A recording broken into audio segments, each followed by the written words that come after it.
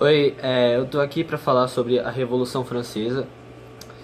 A França no século XVIII, ela era um país absolutista, ou seja, o rei ele tinha o controle absoluto sobre a economia, a política e sobre o povo também.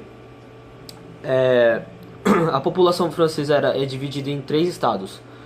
O primeiro estado era o clero, que era composto sobre abades, cônicos e sacerdotes. O segundo estado era composto sobre o rei, sua família e condes burgueses muito ricos e outros nobres. O terceiro estado era o povo, que era constituído pelos camponeses, a média e baixa burguesia e os sans-culottes. É...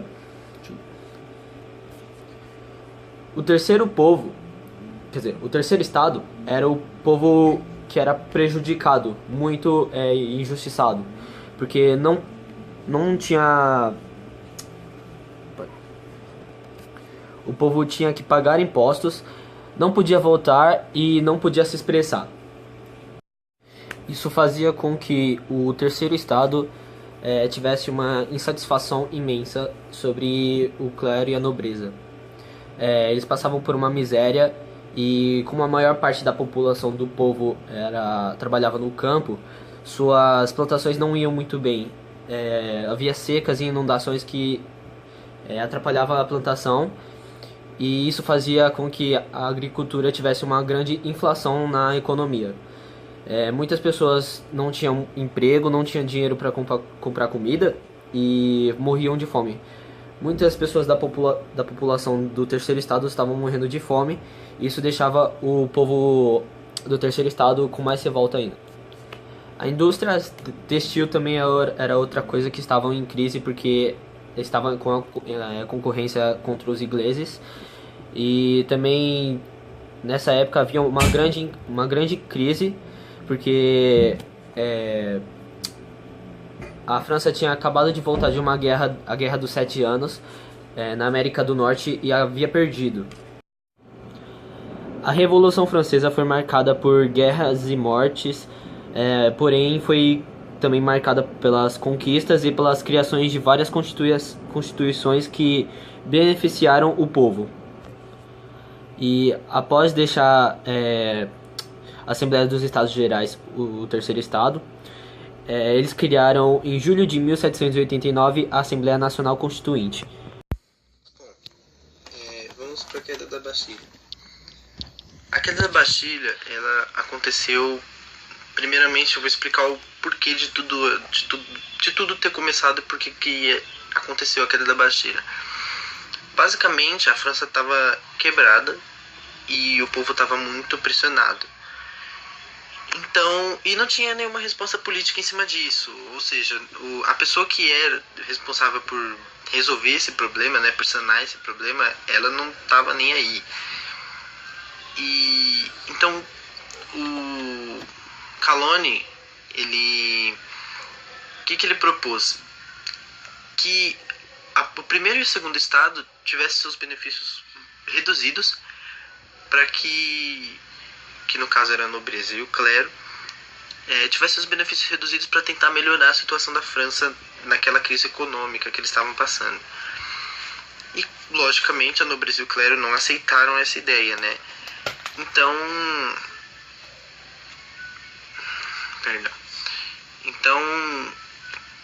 o que aconteceu? Ele foi demitido e entrou Necker no lugar dele. Necker era uma pessoa que tinha o voto de confiança de muitos nobres e de praticamente todos os nobres e as pessoas do clero. Então ele propôs a ideia que voltasse um sistema, né, uma assembleia que não era usada há muito tempo, há anos, que é a Assembleia dos Estados Gerais, onde ela tinha o objetivo de dar o poder para que os três estados pudessem decidir através de uma votação alguma coisa que eles colocassem em questão, né, naquela assembleia. E essa era o trunfo, foi o porquê do rei Luís XVI não ter aceitado essa ideia. Por quê? Porque ela tinha uma falha, que a Assembleia não era... A votação da Assembleia não era contabilizada através de deputados, tantos deputados votaram. Ela era contabilizada através dos estados, ou seja, tantos votos no primeiro estado, tantos votos no segundo, tantos votos no terceiro. O que aconteceu? O primeiro e o segundo estado eles se juntaram. Virou uma panelinha e, lógico, o terceiro estado, por ser um só, sempre perdia nas votações. Mesmo o povo tendo deputados sendo representando eles lá dentro, o número fosse maior do que o número de deputados votando no primeiro e no segundo estado. Mas eles sempre perdiam por causa dessa panelinha. Então, com medo de que eles pedissem uma reformulação naquela Assembleia, que era a chave para isso, Luís XVI fechou essa Assembleia dos Estados Gerais e começou a criar contratar soldados, né? Então, as pessoas um pouco mais politizadas, assim por dizer, dos povos mais pobres, né, do terceiro estado, do povo, eles decidiram se unir e juntar e criar a sua própria assembleia, uma assembleia onde só o terceiro estado poderia intervir, só o terceiro estado poderia dar suas ideias, né? Só uma assembleia do terceiro estado, basicamente isso. E então, após a criação dessa assembleia, eles criaram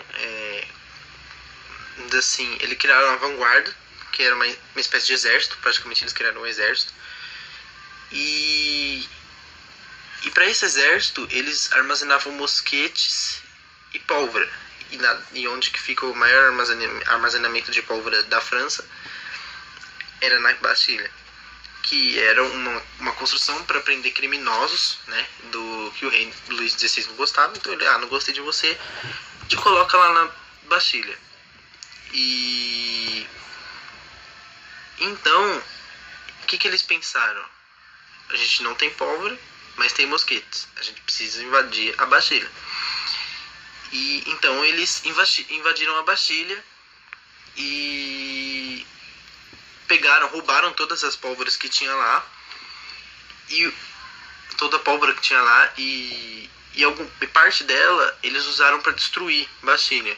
Então, após essa queda, né, da Bastilha, até após essa tomada, eles cortaram, né, decapitaram a cabeça do rei, colocaram numa estaca e fincaram na frente da primeira assembleia que eles usaram para fazer a votação. E essa foi a queda da Bastilha.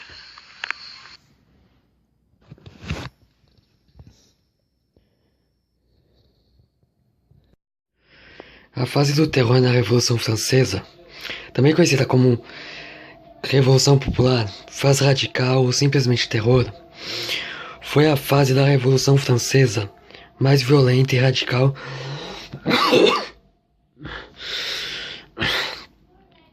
liderada pelos jacobinos, pequenos comerciantes profissionais liberais, e com grande participação das camadas mais pobres da população.